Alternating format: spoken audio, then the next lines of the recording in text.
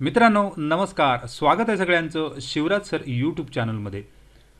Indian railway म्हणजे भारतीय railway भरती 2024 अप्रेंटिसशिप भरती आहे। 2424 वॅकन्सीज या ठिकाणी दिसत आहेत। यासाठी कोणती परीक्षा नाही आणि मेरिट कशा प्रकारे लागणार आहे हे या व्हिडिओमध्ये बघणार आहोत।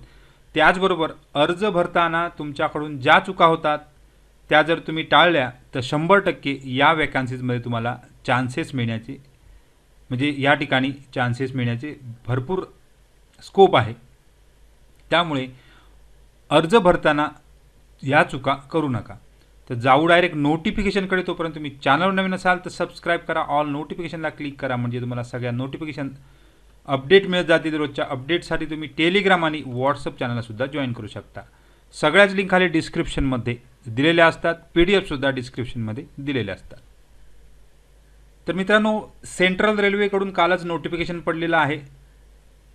एंगेजमेंट ऑफ अप्रेंटिसशिप म्हणजे या ठिकाणी 1 वर्षाचा जो अप्रेंटिस ॲक्ट आहे त्या अंतर्गत भरती आहे। 16 तारीखपासून अर्ज सुरू झालेले आहेत आणि 15 ऑगस्टपर्यंत सदर अर्ज भरण्याची शेवटची तारीख आहे। त्यामुळे ह्या ज्या जागा आहेत त्या एकूण 2424 आहेत आणि त्याकरिता तुमच्याकडून ॲप्लिकेशन्स मागवले जात आहेत। तर हे ॲप्लिकेशन्स भरताना चुका होतात आणि तुमच्याकडची ही जी अपॉर्च्युनिटी असते ती निघून जाते। आता कोणत्या प्रकारे सिलेक्शन केलं जाणार आहे? सुरुवातीला यामध्ये 50% ॲग्रिगेट मार्क्स हे मॅट्रिक्युलेशन म्हणजे 10वीचे असतात आणि ITIचे 50% मार्क्स म्हणजे 50% मार्क्स 10वीचे आणि 50% ITIचे याच्यावरून ग्रेड लागतं म्हणजे मेरिट लागतं। त्यामुळे merit list will be prepared on the basis of percentage of marks in matriculation म्हणजे ते पूर्ण देशातील जे SSC कॅन्डिडेट आहेत मॅट्रिक्युलेशनचे आहेत त्याच्यामधील 50%च मार्क समजा तुम्हाला 80% मार्क्स असतील तर 40% इकडे घेतले जातात आणि ITIमध्ये समजा जे मार्क्स असतात त्याचे 50% घेतले जातात आणि त्यावर मेरिट काढलं जातं। त्यामुळे हे जे मार्क्स भरताना मॅट्रिक्युलेशनचे असतील किंवा ITIचे असतील हे मार्क्स भरताना चुका होतात आणि तुमचा अर्ज त्या ठिकाणी बाद होतो किंवा तुम्ही जर सिलेक्शन झालं असेल तरी सिलेक्शनमधनं बाद होता। त्यामुळे for the purpose of calculation त्यांनी बोल्डमध्ये दिलेलं आहे percentage of matriculation marks obtain by the candidates म्हणजे सगळ्या सब्जेक्टमध्ये जेवढे मार्क्स मिळाले ते तुम्हाला त्या ठिकाणी एंटर करायचे आहेत। प्रोफाईलला सुद्धा किंवा तुमच्या अप्रेंटिस प्रोफाईलला, त्याचबरोबर तुमच्या अर्ज भरताना हे सगळे मार्क्स काय करायचे आहेत भरायचे आहेत। मुलं काय करतात या ठिकाणी 5 सब्जेक्ट जे बेस्ट ऑफ 5 जो आहे तो या ठिकाणी घेतला जात नाही। त्यामुळे बेस्ट ऑफ 5चे मार्क्स टाकू नका। जेवढे मार्क्स 6 सब्जेक्ट असतील तर 6 सब्जेक्टचे मार्क्स त्या ठिकाणी सगळे टाकायचे आहेत, त्याच्यावरनं त्या ठिकाणी मेरिट लागणार आहे। तर हा पहिला क्रायटेरिया लक्षात ठेवा, तुम्हाला 10वीचे मार्क्स हे ऑल सब्जेक्टचे टाकायचे। इथे चूक पहिली होते, तर ही चूक जर केली तर तुम्ही डायरेक्ट मेरिटमधनं जरी मेरिट लागलं तरी नंतर सिलेक्शनमधनं बाहेर पडता।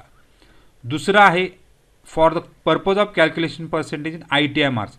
ITIचे मार्क्स कॅल्क्युलेट करताना तुम्हाला ॲव्हरेज मार्क्स जो कॉन्सॉलिडेटेड मार्कशीट असतं तुमच्याकडे कॉन्सॉलिडेटेड मार्कशीट असतं आणि त्या कॉन्सॉलिडेटेड मार्कशीटनुसार जे ॲव्हरेज दाखवलं जातं ॲव्हरेजचेच मार्क्स त्या ठिकाणी घेतले जातात। समजा 4 सेमिस्टर असतील, 2 सेमिस्टर असतील, 1 वर्ष असेल, 2 वर्ष असेल, 1 वर्षाचा इश्यू येत नाही पण 2 वर्ष आणि 4 सेमिस्टर किंवा 1 वर्षाचे कोर्स पूर्वीचे 2 सेमिस्टरचे त्यांनाच या ठिकाणी इश्यू येतो की तुम्ही कोणतेही मार्क्स टाकता तर त्या ठिकाणी ॲव्हरेज मार्क्स हे टाकायचे आहेत जे या ठिकाणी खाली दिलेले असतात सर्टिफिकेटमध्ये दाखवलेले आहेत। हे तुम्हाला त्या ठिकाणी सगळे टाकायचे, त्याच्यावरनं पूर्ण मेरिट लागणार आहे। जे SCVTचे असतील NCVTचे असतील त्यांच्यासाठी हा क्रायटेरिया आहे की तुम्हाला ॲव्हरेज मार्क टाकायचे आहेत, टोटल टाकायचे नाही आहेत। 10वीचे मार्क्स मात्र टोटल टाकायचे आहेत। ह्या दोन्ही गोष्टी लक्षात ठेवा, इथे तुमचं पहिली चूक होते। त्यानंतर इतर राज्य मग त्या ठिकाणी आंध्र प्रदेश असेल, बोर्ड ऑफ केरळा असेल, ह्या राज्यामध्ये थोडंसं बदल आहे। त्यांनी त्या राज्यांचे सगळे जे मार्क्स आहेत त्याप्रमाणेच टाकायचे आहेत, ग्रेड असतात त्यानुसार ते टाकायचे। याचा इतर राज्यांसाठी हा जो पॅराग्राफ आहे तो दिलेला आहे। आता समजा आता बाकीच्या ज्या गोष्टी आहेत त्या म्हणजे इतर 2 कॅन्डिडेटना समान मार्क्स दिल्यानंतर काय केलं जातं ते सगळं दिलेलं आहे। त्याच्यात आपण शक्यतो जास्त डोकं लावायचं नाही आहे. During submission of online application registration number will be issued to each applicant. Candidates are advise to pursue note there. म्हणजे तुम्ही तुमचा रजिस्ट्रेशन नंबर लिहून ठेवायचा आहे पुढच्या प्रोसेससाठी. हे बेसिक गोष्टी ह्या तुमच्या लक्षात राहिल्या पाहिजेत. आता बाकी इथे दिलेलं आहे. तर पहिली चूक तुम्हाला सांगितली वरती. दुसरं या ठिकाणी कोणकोणत्या युनिट्स आहेत, कोणत्या जागा आहेत, ते सगळं तुम्हाला या ठिकाणी वाचून समजतंच आहे. त्यामुळे त्याबद्दल जास्त काय बोलणार नाही. जागा पण भरपूर बऱ्यापैकी आहेत. 2000 एकूण आहेत प्रत्येक शेडला. म्हणजे कल्याण शेड असेल, नंतर वाडी बंदर आहे, ह्या प्रत्येक ठिकाणी आहेत जागा. त्यामुळे ते तुम्ही त्या वापरू शकता. कुर्ला शेड आहे, हे सगळे बघून घ्या कारण हे सोपं आहे. तसं जागा किती आहे ते लक्षात येतं. आपल्या कास्टनुसार आहेत. अनरिझर्व्ड, OBC, SC, ST, TL आहे, OH आहे, हे सगळं त्या ठिकाणी तुम्ही वाचून बघू शकता. फक्त ज्या चुका होतात त्या मी या ठिकाणी सांगतोय. पुढची चूक होते म्हणजे तुम्ही जी कास्ट कॅटेगरी असते, स्टेट कास्ट कॅटेगरी. आता इलिजिबिलिटी बघूया या ठिकाणी. 24 वर्ष पूर्ण पाहिजे तुम्हाला. 15/7/2024 मिनिमम क्रायटेरिया 15 वर्ष पाहिजेत. आता ते फॉर्म भरताना तुम्ही काय होणार या ठिकाणी घेणार. फक्त upper age limit relaxable by 5 years of SC ST candidates आणि OBC कॅन्डिडेट. या ठिकाणी SC ST कॅन्डिडेट हे सर्टिफिकेट जे तुमचं आहे ते इंडिया लेवलचं पाहिजे. म्हणजे त्याला आपण म्हणतो सेंट्रल गव्हर्नमेंट कास्ट सर्टिफिकेट. तुमच्याकडे असणार आहे स्टेट गव्हर्नमेंट कास्ट सर्टिफिकेट, ते या ठिकाणी चालणार नाही. इथे मात्र तुम्हाला ही एक दुसरी चूक होते. इथून तुम्ही या ठिकाणी बाहेर पडता. OBC म्हणजे अदर बॅकवर्ड. मग त्या ठिकाणी आपल्याकडे येणारे VJ, NT, NTB, CD हे जे सगळे असतात हे OBC मध्ये येतात. आणि म्हणजे सेंट्रलच्या 3च आहेत, SC ST आणि OBC अशा 3च कास्ट असतात. तर त्यामध्ये OBC मध्ये इतर कास्ट ॲड केल्या पाहिजे. त्यामुळे इतर ज्या कास्ट आहेत त्यांनी OBCचं प्रमाणपत्र काढणं गरजेचं आहे, सेंट्रलचंच. खाली तुम्हाला दिलेली आहे पूर्ण डिटेल सर्टिफिकेटचे ॲनेक्सर दिलेले असतात, ते सुद्धा बघून घ्या. म्हणजे तुमच्या लक्षात येईल की तुम्हाला आता इथे 100 रुपये फी भरायची आहे. ते बेसिक ऑनलाईन फॉर्म भरताना येणारच आहे. फक्त चुका काय होतात ज्याच्यामुळं आपल्या महाराष्ट्रातील विद्यार्थी बरेच सिलेक्ट होऊन त्यांना बाहेर काढलं जातं. तर ह्या चुकामुळे त्यामुळे ह्या चुका ज्या आहेत खाली दाखवतो आहे. आता ॲप्लाय करताना काय करावं लागणार ते आपण पुढच्या व्हिडिओमध्ये बघतो आहे. फक्त पहिल्या अगोदर तुमच्या चुका दुरुस्त करून घ्या.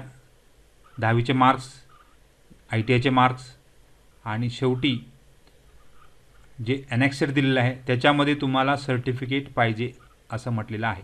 हे बघ, गव्हर्नमेंट ऑफ इंडिया यांचं सर्टिफिकेट पाहिजे. कास्ट सर्टिफिकेट SC STसाठी हा फॉर्मॅट दिलेला आहे. या फॉर्मॅटमध्ये तुम्हाला सर्टिफिकेट असेल तरच त्या ठिकाणी म्हणजे इलिजिबल केलं जातं. नाहीतर तुमच्याकडे स्टेट लेवलचं सर्टिफिकेट चालत नाही. आता हे सर्टिफिकेट कुठे मिळतं तर तुमच्या जिथे तुम्ही कास्ट सर्टिफिकेट काढलेलं आहे त्याच ठिकाणी मिळतं. फक्त सांगायचं काय आम्हाला गव्हर्नमेंट ऑफ इंडियाचं काढायचं आहे. तर ही एक चूक होते. OBCसाठी वेगळा फॉर्मॅट आहे हा बघा. तर हा सुद्धा बघून घ्या, हा डाउनलोड करा. लिंक डिस्क्रिप्शनमध्ये दिलेली आहे. आणि काही डाऊट असेल तर कमेंट बॉक्समध्ये कमेंट करा. नॉन क्रिमिनलसुद्धा आवश्यक असणार आहे.